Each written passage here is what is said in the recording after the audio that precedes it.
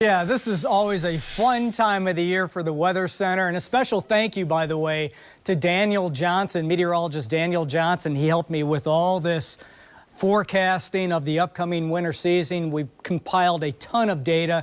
Let's get right to it. Here's your winter forecast for 23-24. You know, when we make a winter forecast, we look at a lot of major weather indicators. I mean, a ton of them. But typically, there's one, maybe two that really stand out. This go around, this year's major weather indicator is what we call El Nino. I'm sure you've heard of this from time to time. Here's a refresher course now. El Nino is a very large area of warmer than normal waters here in the equatorial regions of the Pacific Ocean. Now, this area of warm water is so vast, it's so large, that it can actually alter and change the storm tracks and jet streams around the northern hemisphere in the United States. This is a typical El Nino pattern. We have the jet stream coming in from the Pacific Ocean, and a lot of times we see what we call split flow. One branch, the polar branch, goes way up into Canada. A secondary branch, and typically this is the strong one. This is the one that takes over, or the dominant jet stream for the winter season, the subtropical branch. And notice this carries itself across the southern United States.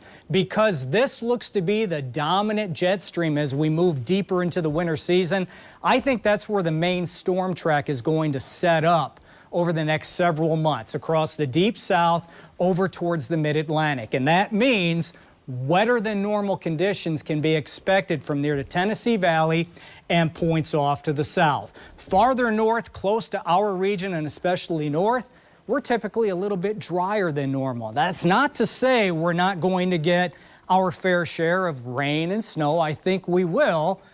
But as a matter of fact, some of the snowy seasons that we've had during El Nino have been fairly decent, as a matter of fact. And really, I'm expecting that this go around. When you talk about temperatures now, during an El Nino winter, we normally see warmer than normal conditions across the northern tier on into the southwestern portions of Canada, with colder than normal conditions along that storm track. Around here, we're usually right around normal, but I think cold air could really be setting in, at least from time to time going forward and deeper into the winter months. And here's why. Got a couple of wild cards I'm watching as we move deeper into the winter. First off, out here in the Pacific Ocean, okay, the central and northern Pacific Ocean, there's a ton of warm air.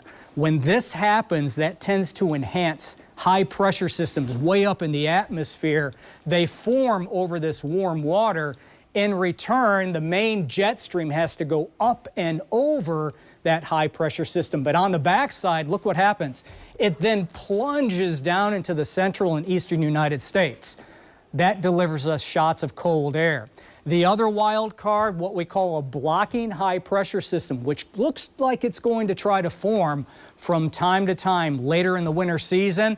When we have this guy and this guy working in tandem, that can really deliver some cold blows. As a matter of fact, some Arctic air outbreaks can easily happen across the central and eastern United States in this setup.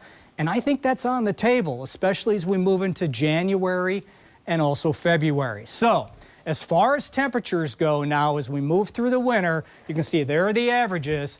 This December, I'm expecting December to start out fairly mild through the mid parts of the month, then turn colder towards Christmas. Right now, I think January and February, as we get those shots of cold air every so often, we're looking at average to perhaps even below average temperatures. Snowfall, everybody wants to know. I mentioned this earlier. Typically, El Nino winters bring us our snowiest winters. I think that could be the case. We averaged 13.4 inches of snow for the winter season in Louisville. This go around, I'm expecting anywhere from 14 to 20 inches of snow by the time everything is all said and done, above average. I'll just say this, if you remember back in 1998, that was an El Nino winter. Yeah. We had all that snow. And other El Nino winters, 09, 10, that was a very snowy January, February. I think we could be looking at something like that this go around. Okay. So second half of the winter, cold and snowy is what we're predicting right now.